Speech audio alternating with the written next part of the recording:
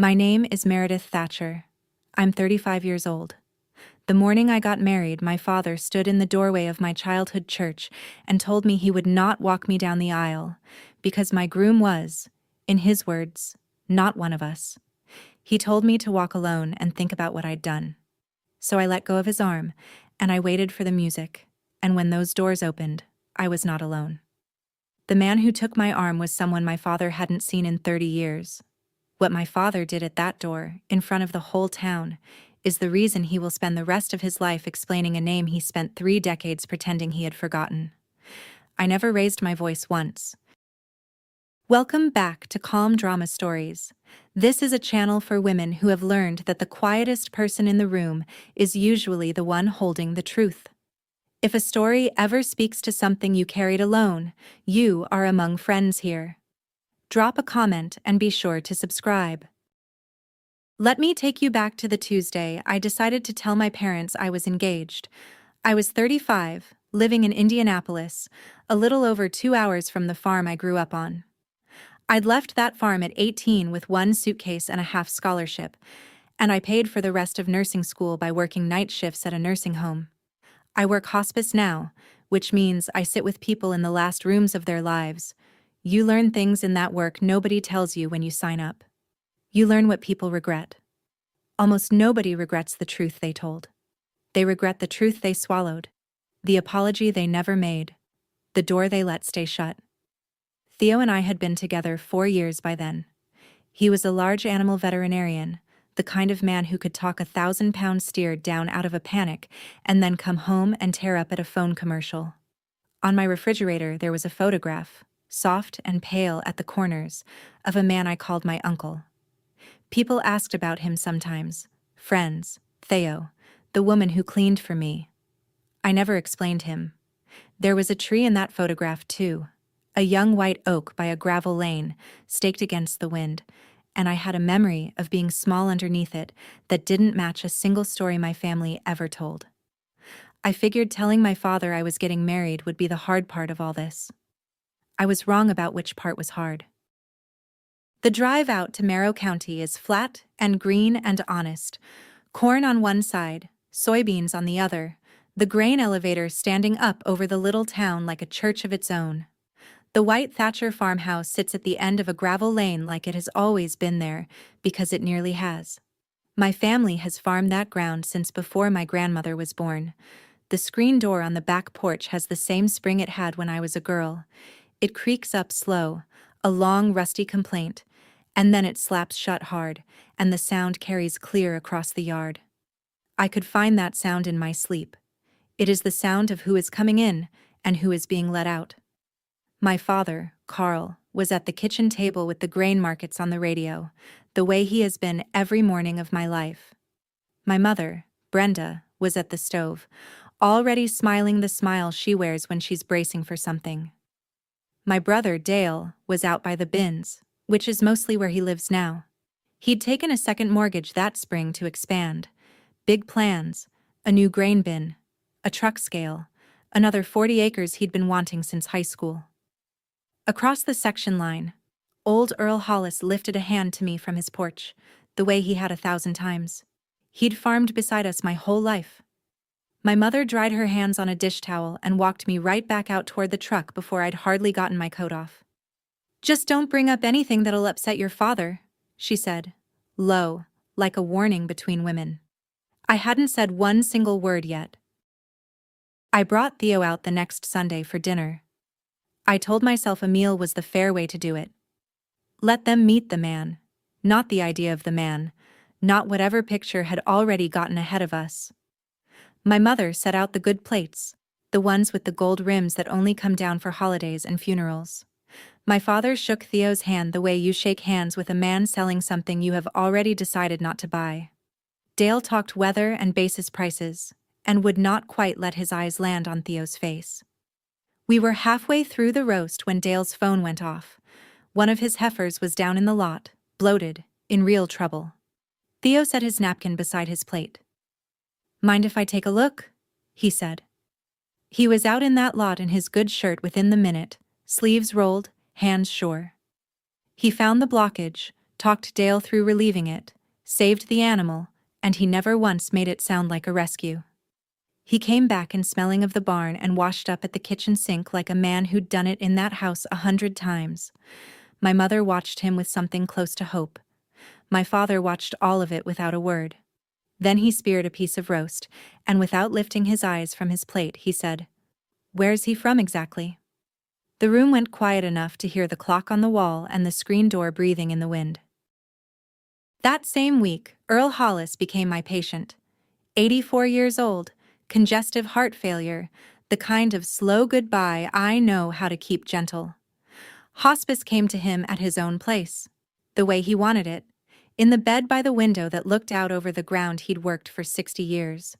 The agency assigned me partly because I knew the family, and partly because I'm good at the hard ones. Earl had been the recorder's clerk down at the county seat for more than 30 years before he retired, the man who filed the deeds and the wills and all the quiet paperwork that decides, in the end, who owns what. He had a memory like a filing cabinet. The first afternoon I changed his linens, he watched me a long time with those pale, watery eyes. "You're Carl's girl," he said. "You favor your grandmother, you favor Vera." I told him I'd take that as the compliment it was. He smiled, and then the smile drifted off somewhere I couldn't follow. "I knew that place when there were 2 brothers on it," he said. I asked him what he meant by that. He looked out the window at the long gold light lying across the fields. "Your grandmother never got what she asked for," he said. "Not at the end. And I had a hand in it." I figured it was the medicine talking, or an old man's mind wandering back through 60 years. It was neither. The wedding took shape the way weddings do, in small decisions that turn out to be large ones. I wanted it in the church I grew up in, the little white one off Route 9 with the pump organ and the cemetery out back, where my grandmother is buried under a stone that says "Beloved Mother." My mother heard the plan and got that pinched look around her eyes. "Keep it small," she said. "Keep it calm. You know how your father is." I did know how my father is. I have always known. Out at the farm, Dale had other things on his mind. He'd decided the old white oak by the lane had to come down to make room for the new bin and the truck scale. "Trees older than the both of us and standing right in the way," he said, like the tree had done it on purpose. I told him the tree wasn't anywhere near as old as he made out. I told him somebody planted it. I just couldn't bring back who. Dale shrugged the shrug of a man who didn't want to bring it back either. That night I lay awake in the city deciding something. I would ask my father to walk me down the aisle. Not because I expected him to say yes, because I wanted to give him the one clean chance to be the man I'd believed in when I was small, and I wanted to see, with my own eyes, what he chose to do with it. I called my cousin Renee that night, the way I always do when the ground feels uncertain under me. Renee and I grew up apart, on opposite sides of a silence I didn't even understand yet, and we found each other as grown women and never let go. Somewhere in there she became the person who knows the true version of me, the one underneath the competent nurse who fixes everything for everyone. She listened to the whole plan, the church, the dress, the asking of my father, and then she said the quiet thing she's allowed to say and nobody else is. "You sure you want him at the front of that church?" I said he was my father. She said that wasn't an answer, and she was right. And I let her be right. We didn't argue about it. We never argue. We just sat on the phone in 2 different kitchens, hers 2 counties away, and mine in the city, and let the silence carry what we both already knew. After a while, Theo came in from the clinic, still in his coveralls, and kissed the top of my head and asked if I wanted tea. I said yes. I love a man who answers a woman's worry with a kettle instead of a speech. "You'll do the right thing," he told me, whatever it turns out to be. I told myself I had time to think it through. I had 2 days. 2 days later, at the farmhouse table, my father set down his fork. We were at the farmhouse table, the 4 of us and Theo, when I asked him, plain and simple, the way my grandmother would have, "Dad, will you walk me down the aisle?" He didn't answer right off.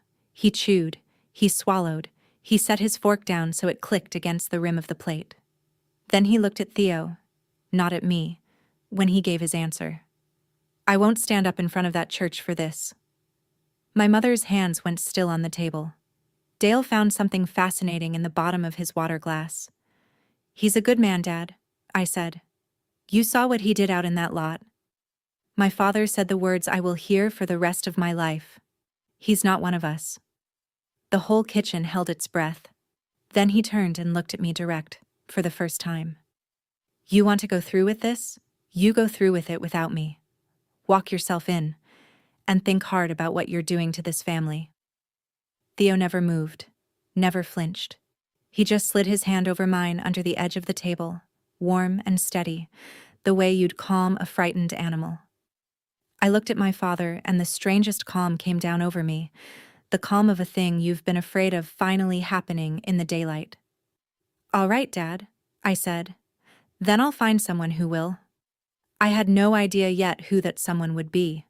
Behind me, the screen door chose that exact moment to swing up on its old spring and slap shut hard in the wind. By the time Theo and I reached the county line, my phone had started buzzing in the cup holder and wouldn't quit.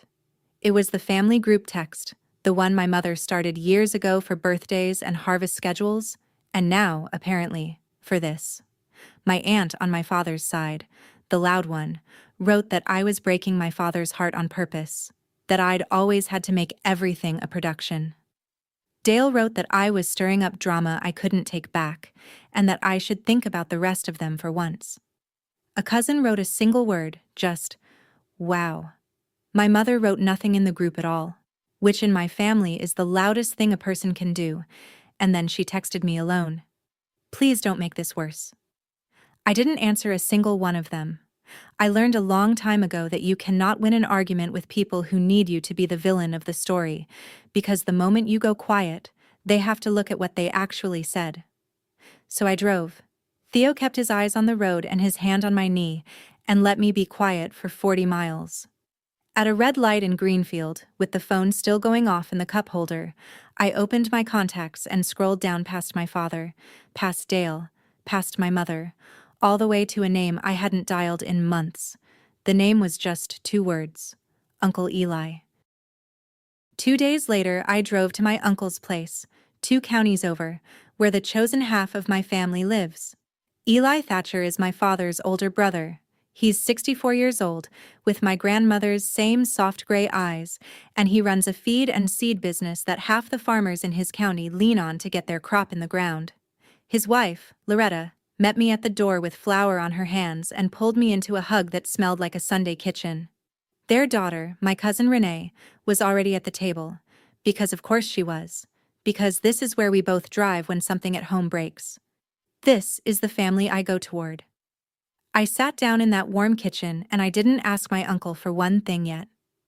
I just let myself be a person who is loved, with no fine print, no conditions, no list of who's allowed. After a while, Eli poured the coffee and looked at me across the rim of his cup. Your grandmother used to hum in a kitchen just like this one, he said. You remember her tune? I told him I thought I did. I told him it lived somewhere under everything I knew about my family, faint, like a song coming through a wall in another room. He nodded slow. She was humming it the last time I ever saw her, he said, right before your daddy and I stopped speaking, right before all of it. He set his cup down careful. There's a part of that you were never told, Meredith. Here is the story I grew up on. The year was 1996, and I was 4 years old, so most of what I have is secondhand, sanded smooth by 20 years of retelling at holiday tables. My uncle Eli married a woman named Loretta. Loretta was black. My grandmother Vera loved her on sight. My father did not. There were dinners that ended with chairs scraping back early, and a Christmas that simply didn't happen, and then one spring Eli was just gone, off the farm, out of the family. His name folded up small and put away in a drawer nobody opened. The way my father told it, his brother had run off chasing a new life and turned his back on the old one.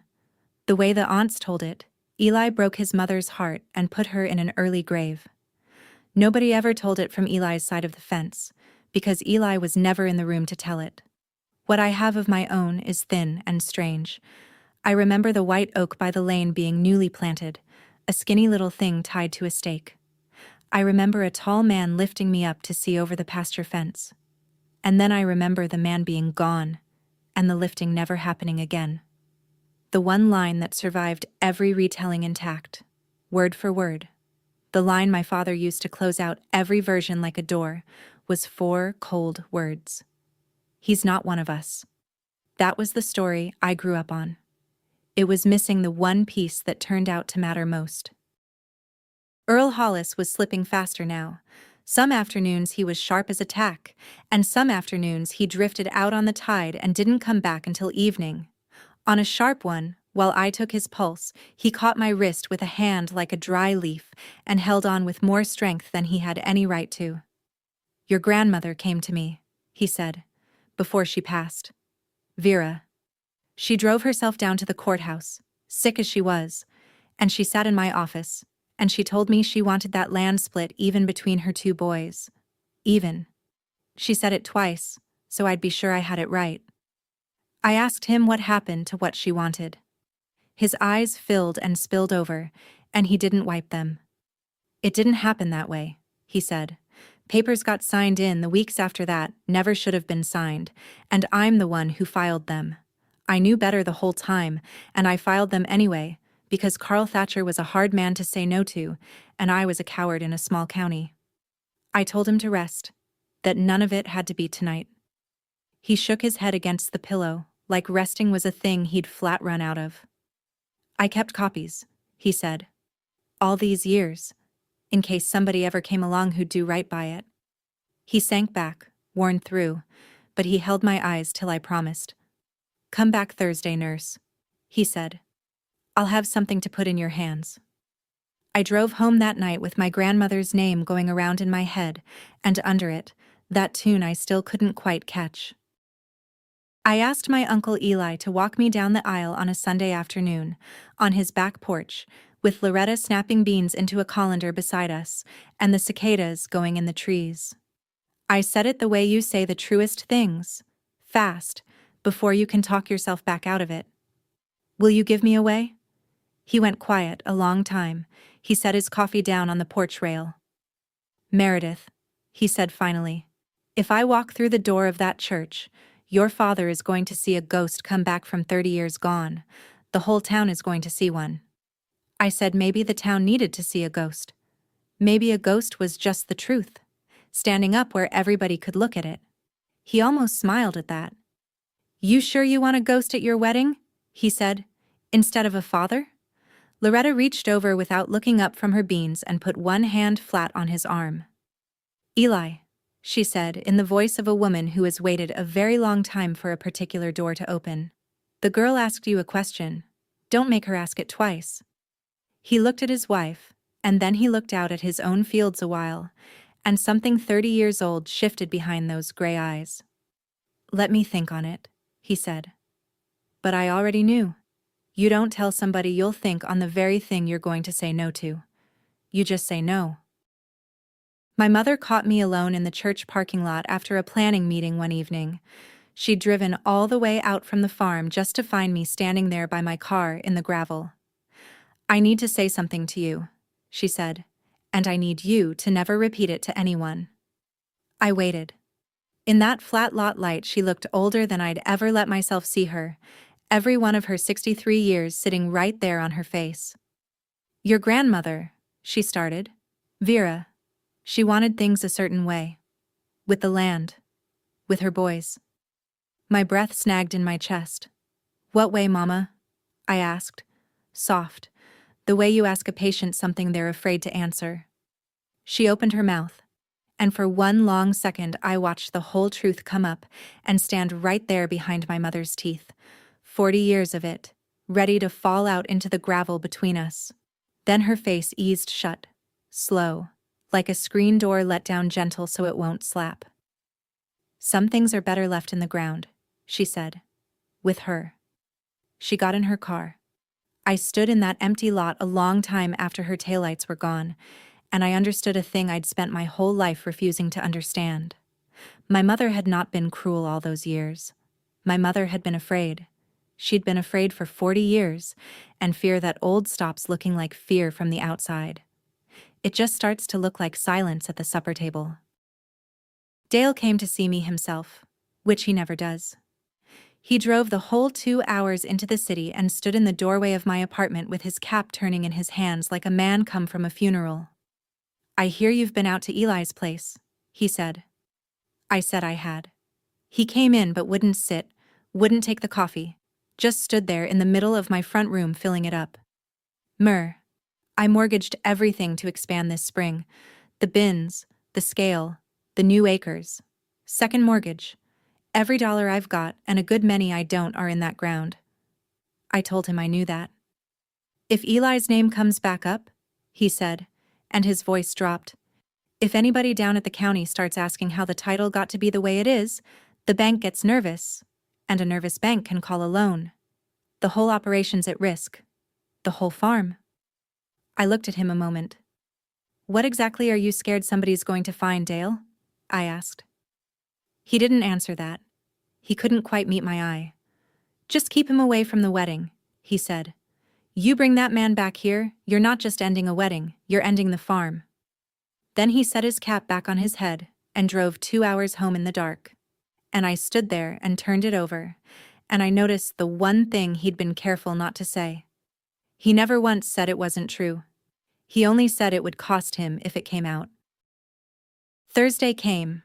Earl was waiting on me, propped up against his pillows, clearer than he'd been in a week, the way some folks rally bright right at the very end.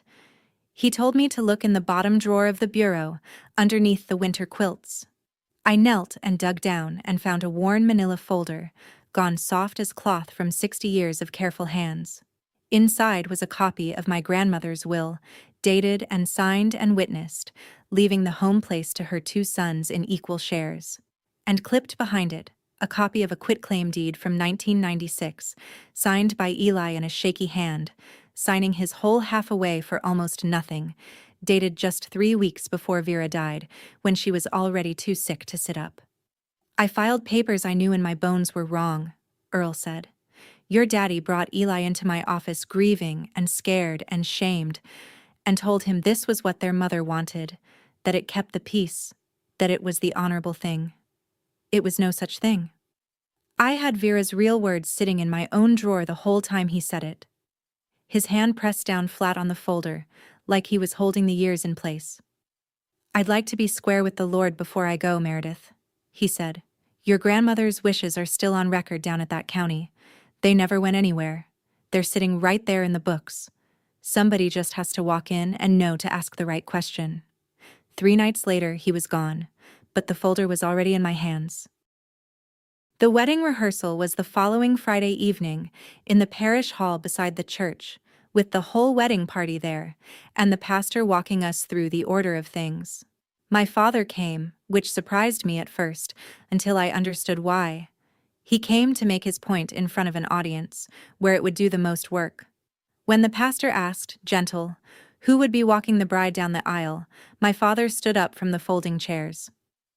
"I've made myself clear on this matter," he said, pitched loud enough to carry to the back of the hall. "I won't be any part of it. And I'd think long and hard, Meredith, about who you're choosing over your own flesh and blood." The pastor tried to soften it, tried to move us along. My father wasn't finished. "You want to march yourself down there with your decision," he said. "Then you walk alone. Walk alone, and think about what you've done to this family." Then he crossed that hall in front of everyone, shoved open the side door, and let it slap shut behind him so hard the panes rattled in the windows. The whole room sat there inside that sound. My maid of honor reached over and found my hand. Theo stood very still up at the front, watching me, not saying a word, because he knew I didn't need rescuing. I needed witnessing.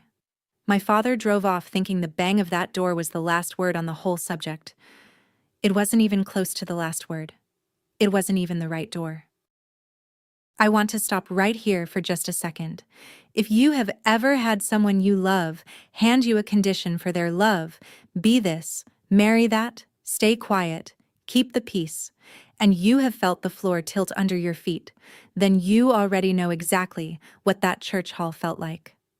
Stay with me. What happened when those big doors finally opened is the part I waited my whole life to be able to tell out loud.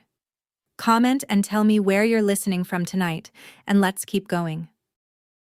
The county seat is a 40-minute drive from the farm, and Eli drove us himself, the manila folder flat on the back seat like a thing that might wake up if we jostled it. Sandra Ortiz kept a small office over a hardware store, with a window that looked down on the courthouse square. She was maybe 50, gray at the temples, and she listened to the whole thing without once interrupting, which is how you know somebody has done this work for a long time.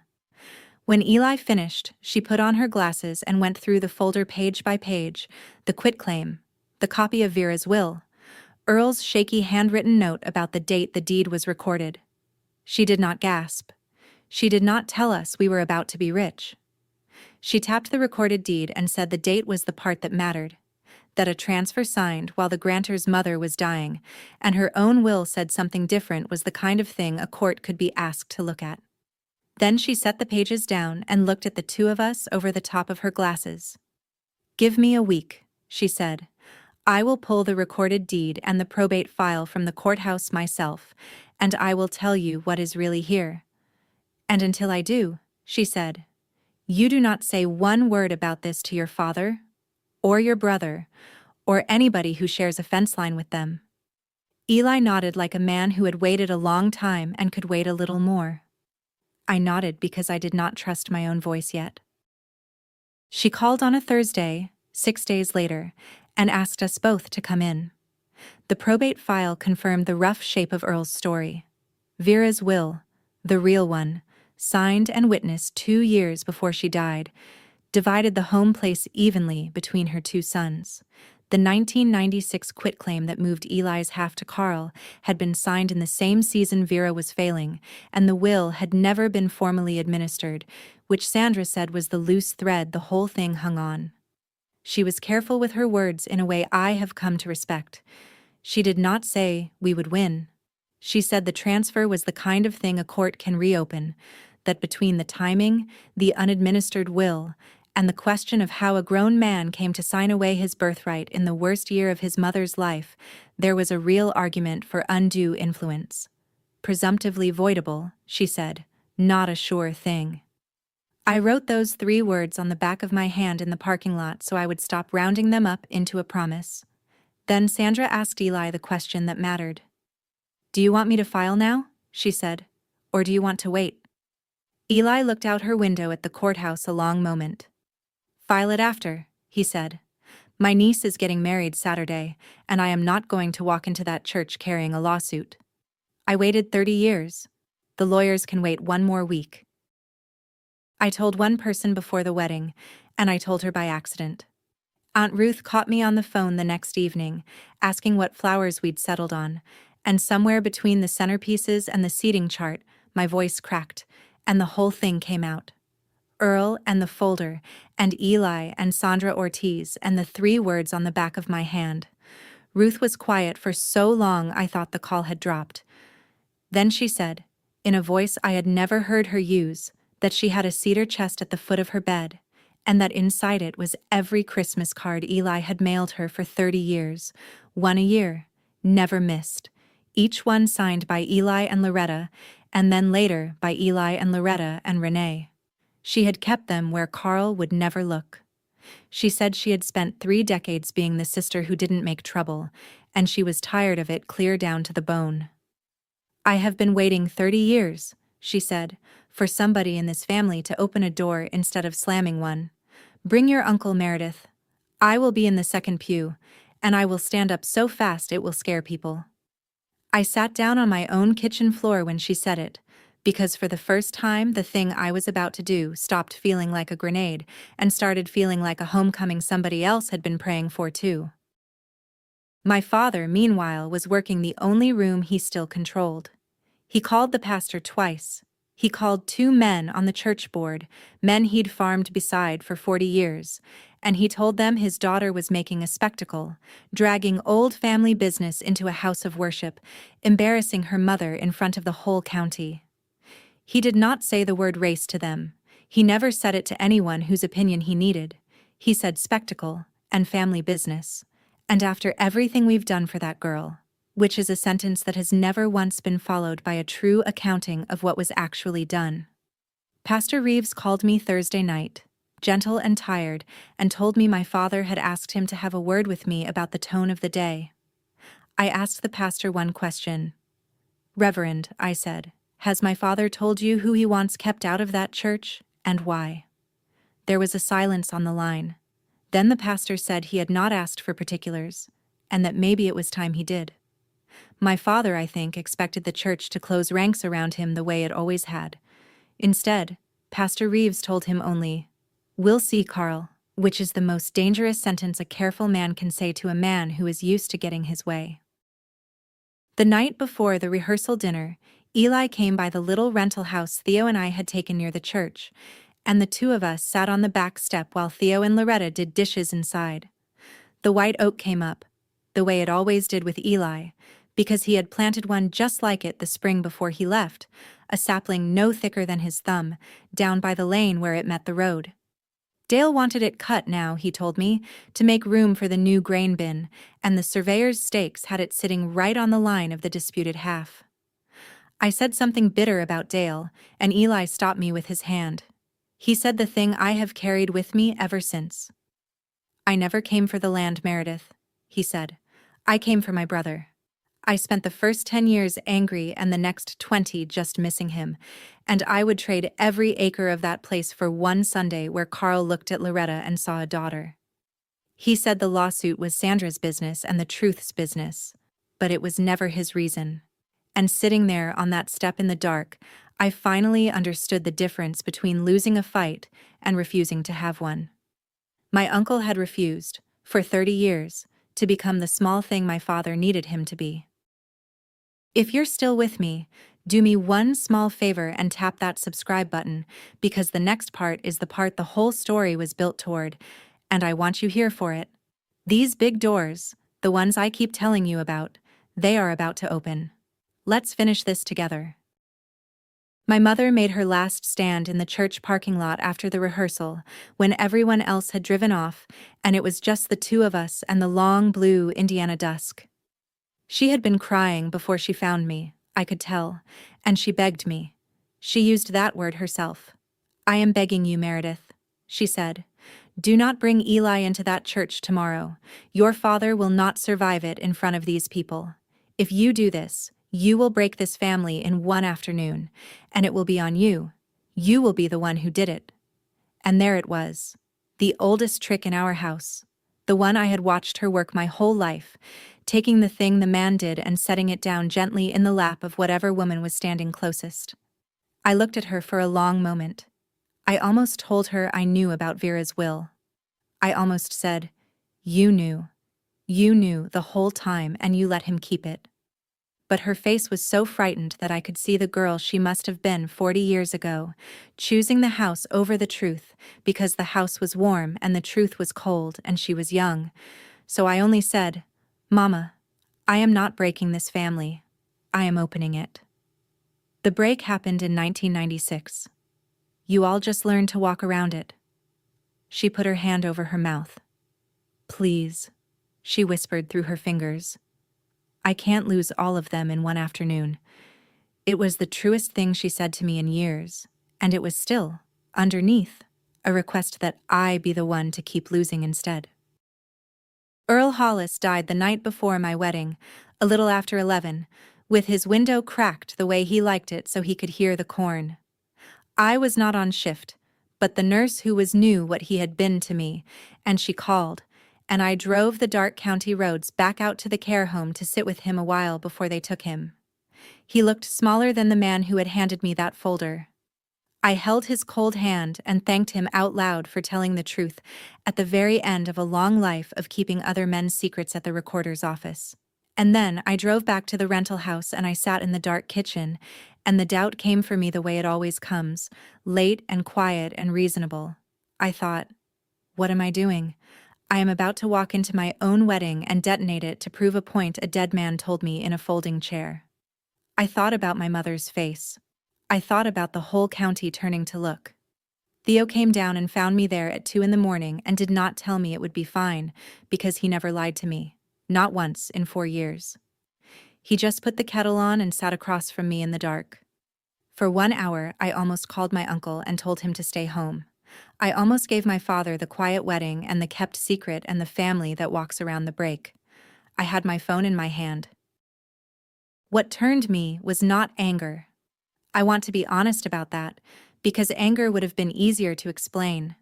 What turned me was a memory of being 4 years old at this same farm, the summer before Eli was gone for good, and how he had lifted me up to see a clutch of barn kittens in the loft, and never once made me feel like a bother.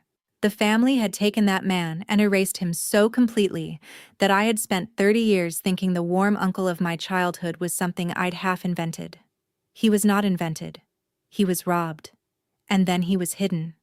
And I had very nearly agreed to hide him one more day for the comfort of people who had never once protected me the way he had with a ladder and a litter of cats. So I did not call him to stay home. I watched the dawn come up gray and ordinary over a soybean field, and I drank Theo's tea, and when it was time, I went upstairs. My grandmother's hymnal was on the dresser where I'd set it, the one with "In the Garden," marked by a ribbon gone soft with age. I put on Vera's earrings, the little garnets my mother had passed to me without ever telling me they'd been Vera's first. I looked at myself in the mirror a long moment. Then I drove to the church. The church off Route 9 is small and white and has stood through 130 Indiana winters, and that morning it filled up the way it only does for weddings and funerals, which in a small county are often the same crowd in different clothes. I waited in the bride's room at the back with Renee fixing my veil, and her hands not quite steady. And through the wall I could hear the organist warming up, running her fingers through the old hymns the way organists do, and then settling, of all the songs in all the books, on "In the Garden," my grandmother's hymn.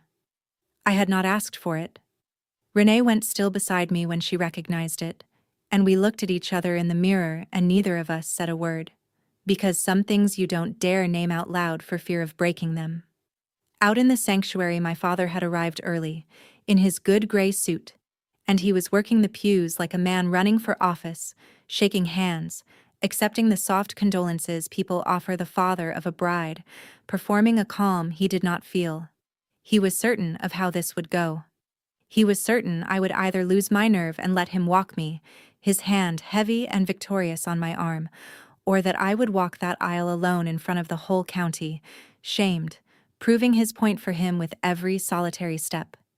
Those were the only two endings he could imagine, because they were the only two he had left me my whole life. The wedding coordinator put her head in the door, kind and harried, and said it was time. 2 minutes, honey, she said. I just need to know. Is your father walking you, or are you going alone? Neither, I told her. And her face did a small confused thing, and then the music swelled, and the ushers put their hands to the big double doors at the back of the sanctuary, and the doors opened. The light came in behind me first, the way it does, so that for a second the whole church saw only a shape in the doorway. And then they saw that the shape was not one person, but two. Eli stepped up beside me in a charcoal suit older than my cousin, and pressed flat that morning, and he crooked his arm, and I slid my hand through it, and we stood there one held breath in the open doorway, while a church full of people turned in their pews to see who was giving Meredith Thatcher away. I heard the recognition move through the room like wind through a field, row by row, the older people first. A hand went to a mouth 3 pews back. Somebody's hymnal slid off a lap and hit the floor, and under his breath, only for me, so quiet I felt it more than heard it, my Uncle Eli began to hum the hymn the organist was playing, "In the Garden," my grandmother's song, the one his mother used to hum at her kitchen sink in a house he had not been allowed to enter in 30 years. We took the first step together. And from somewhere near the front, in the ringing quiet, one old man's voice said the thing the whole room was thinking. Is that Eli Thatcher? My father came up out of his pew like the floor had thrown him. He was loud in a way. You are only loud when you have lost the thing that kept you quiet.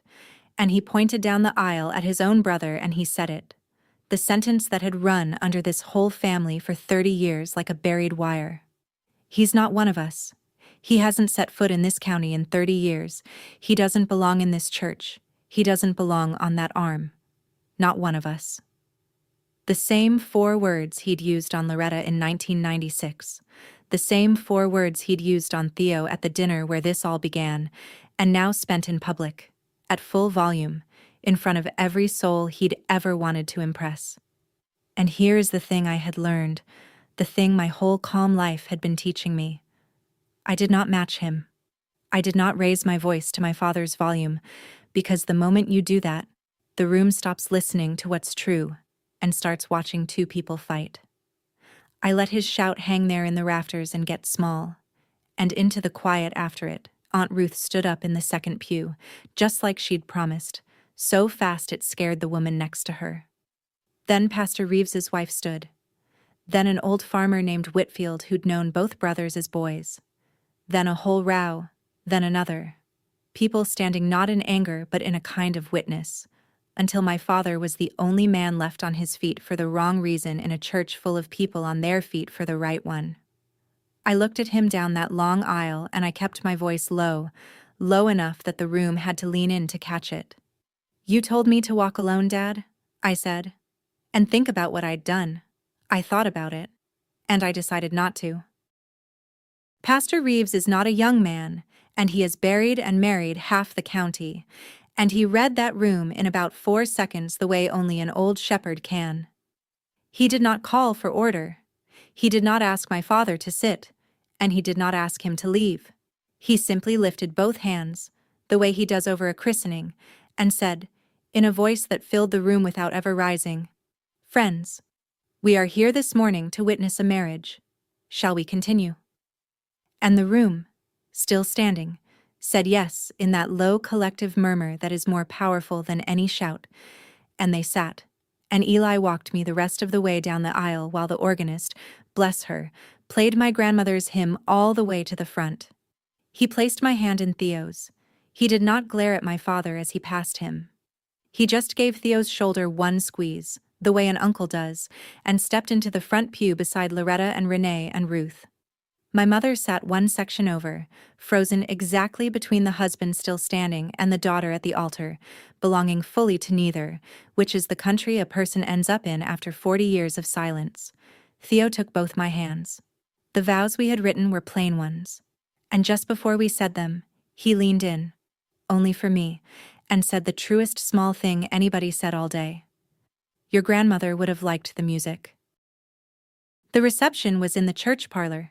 Sheet cake and coffee urns and folding tables, the way weddings are done out here, and my father did not have the sense or the grace to go home. He found Eli by the coffee, with a knot of the old men around them who remembered, and he made his last play in front of all of them. "You came back for the land," he said. 30 years and you show up the minute there's a wedding and a chance to make a grab for the home place. That's what this is. That's all this ever was." And the parlor went quiet, because it was, at last, the real question, the one under everything. I had the manila folder in my bag. I had carried it all day without quite knowing why, and I took it out, and I did not wave it or slap it down or read from it like a lawyer on television. I just set it flat on the table between them, the recorded deed and Vera's true will and Sandra Ortiz's careful notes, and I left my hand resting on top of it a moment, and I let it sit there being a fact. My uncle looked at the folder, and then he looked at his brother, and he said it the way he'd said it to me on that back step, except now the whole room got to hear the truth of him. "I never came for the land, Carl. I came for her." He nodded at me. For her, and for any of these kids who ever got told they weren't one of us. And across the parlor my brother Dale went the color of skim milk, because Dale alone understood exactly what was in that folder, and what an unadministered will and a clouded title would do to the second mortgage he'd signed against land that had never cleanly been ours to borrow against.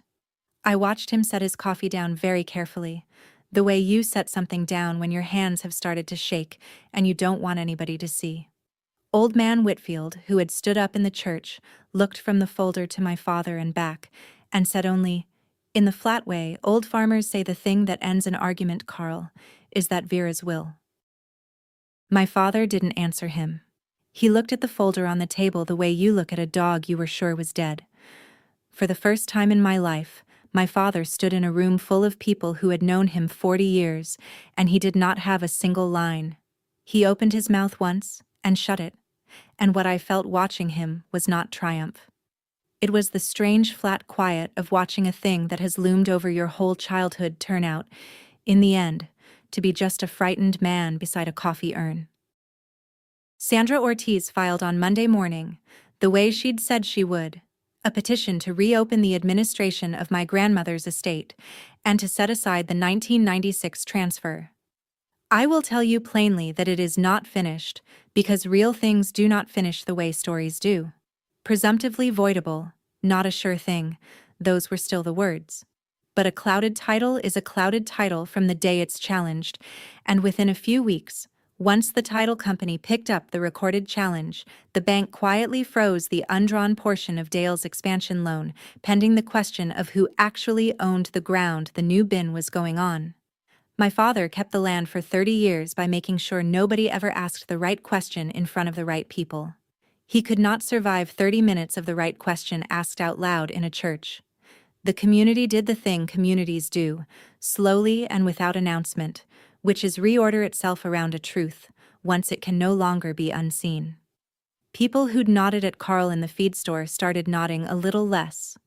And my mother's 40 years of silence, the silence she'd spent to keep her house warm and her marriage whole, finally came due, all at once, with interest, in a single Saturday afternoon. My father kept the land for 30 years. He could not keep the room for 30 minutes. A few weeks after the wedding, we all gathered at Eli and Loretta's place, 2 counties over, a low brick house with a deep porch and a lane lined in oaks. Eli, Loretta, Renee, Aunt Ruth, Theo, and me. Ruth brought the cedar chest of Christmas cards, and we read some of them out loud on the porch and laughed, and a couple of us cried. And down by the lane, the white oak Eli had planted as a boy at the home place had a cousin here, a big one, decades in the ground, because of course the man had planted another the first spring he had land of his own to plant it in. It stands. Whatever the court finally says about the acres back in Merrow County, that tree stands, and the one at the home place sits on the half the deed says was always Eli's, and Dale's grain bin will have to find another spot. When we went inside for supper, Eli held the screen door, the same kind of spring-hinged screen door I'd grown up flinching at, and he held it for every one of us, and he did not let it slap.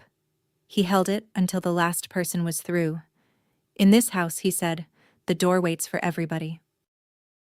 I have thought a lot since that day about my father standing alone in that church while the room rose around me, and about what the word us is actually made of. He thought it was made of blood and land and who'd been here longest. He spent his whole life guarding a fence line. But the county decided in about a minute and a half on a Saturday morning that use was made of who shows up and who holds the door, and they decided it without taking a vote, just by standing. Family, it turns out, is not the people who share your name and your dirt. Family is the door you choose to hold open, and the people who walk through it toward you when somebody else has told them to stay out. My father told me to walk alone. Instead, the whole church taught him what the word us was always going to mean. If this story moved you, the kindest thing you can do is stay a moment longer and tell me in the comments about the door someone once held open for you. Like this video so it finds the next person who needs it, and subscribe, because I have another true-to-life story like this one ready for you next week. Thank you for walking with me all the way to the end.